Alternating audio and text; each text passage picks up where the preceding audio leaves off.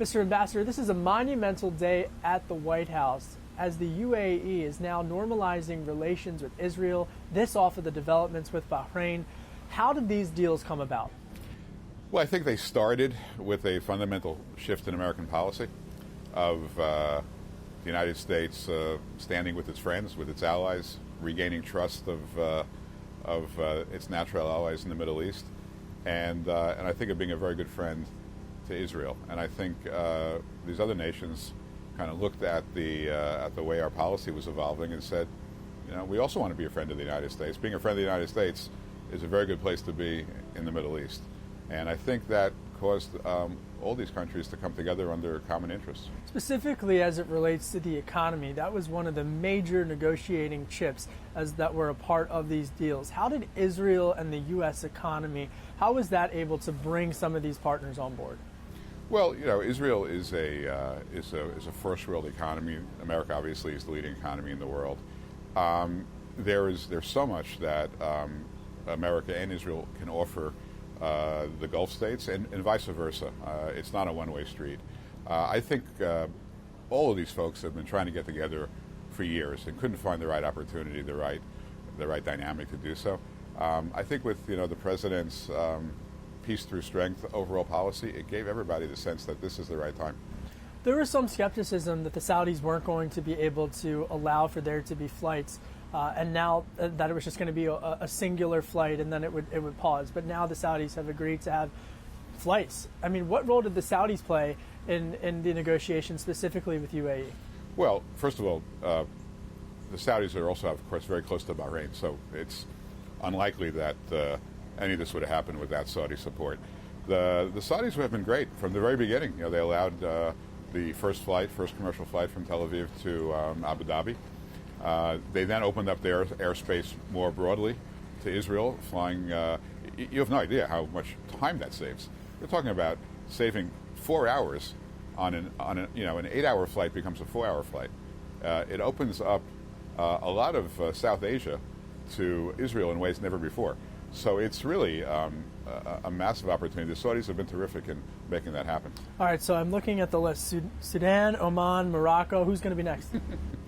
Well, look, if I told you that you couldn't make any money betting on it, right? Is that a good list? Is that a good list? Am I in the right? Look, that's a good list. I think we could add to that list. I think there'll be others that are not on the list. There are a lot of countries thinking about this, thinking about how to structure it, how to do it, when to do it. But it's on almost everybody's plate right now, except maybe the EU, which has imposed a lot of discipline on its members. On the issues like Jerusalem, things like that are much more complicated in Europe. But apart from that, I think not only are we talking about normalization, I think we're talking about more nations moving their embassies to Jerusalem. I think you're just going to see Israel get to a much better place diplomatically throughout the world. I ask this respectfully. F-35 jets to the UAE. Some Israelis have raised some concerns about that. If that sale goes through, if the F-35 jets go to UAE, how do you ensure that Israel still has its military edge in the region and doesn't, give up any security concerns? So, look, I'm not an expert in these types of issues. I would also say that almost no one that I've spoken to is an expert as well. I think this is an issue that has been around as a legal matter since 2008. Aspirationally, it's been around probably for 40 years. The way this gets dealt with, the experts sit in a room and they work this thing out. There are, I would say, a dozen ways to skin the cat to make sure that Israel maintains its QME.